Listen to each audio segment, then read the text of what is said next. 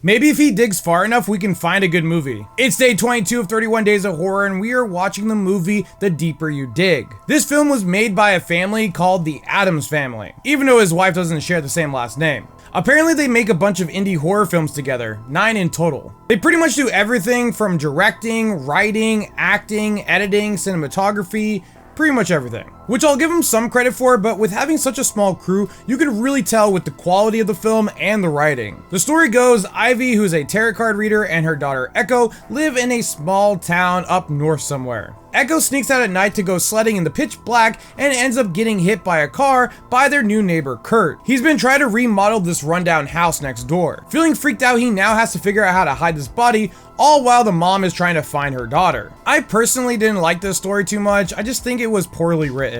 Kurt just acts way too obvious that he did something bad, like he's always acting hella suspicious, and for whatever reason he just keeps on running into the mom. We can tell he's feeling paranoid about her death, but I mean, it's really all his fault. Like, he didn't even kill her when he accidentally hit her with his truck. When he brings her home to figure out what to do with her, she wakes up and he freaks out and decides to like put his hand over her mouth, killing her. So, I mean, it's really all his fault that this is going on. I mean, like, if he just said, hey, I accidentally hit you by accident, let's take you home, this movie would never happen. After he poorly buries her body, he keeps on hearing her voice, and it makes him super paranoid that he didn't bury her deep enough, so he goes out there and digs a deeper hole to bury her body even deeper. For a movie called The Deeper You Dig, he only digs a hole like twice in this film. I honestly thought this was going to be a reoccurring theme in the movie and he was just going to keep on digging deeper throughout the whole movie, but he doesn't. For whatever reason, the mom walks literally everywhere in the cold, even though she has a car.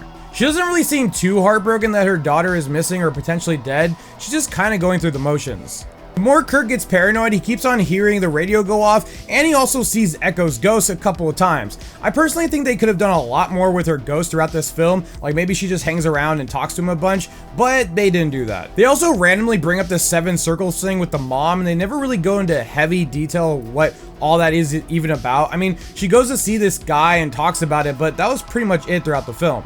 This movie also has some piss poor VFX. I also don't know why they did so much digital zoom in this movie. If you don't know what that is, that's when they zoom in the editing software and not actually in camera. The film also had some pretty bad audio in some parts here and there. There was also a miscasting with one of the police detectives. She just had a bunch of earrings and gauges, and that just did not come across as a police detective to me. Also, there's a lot of bad or just mediocre acting in this. I honestly found myself losing interest in the story for most of the film. I would glance at my phone here and there, it just wasn't holding my attention. It's just overly slow, poorly paced, and not very entertaining. The ending fight scene between Ivy, the mom, and Kurt is one of the most cringy fight scenes I've ever seen in a horror movie. It was just so awkward how they're just like rolling on top of each other and like, it was just way too goofy. The film had some interesting ideas and it started off pretty good, but it just doesn't pull off anything exciting. A scare meter gets a 0 out of 10, a bloody meter gets a 2 out of 10. This is why I give The Deeper You Dig a 4.5 out of 10.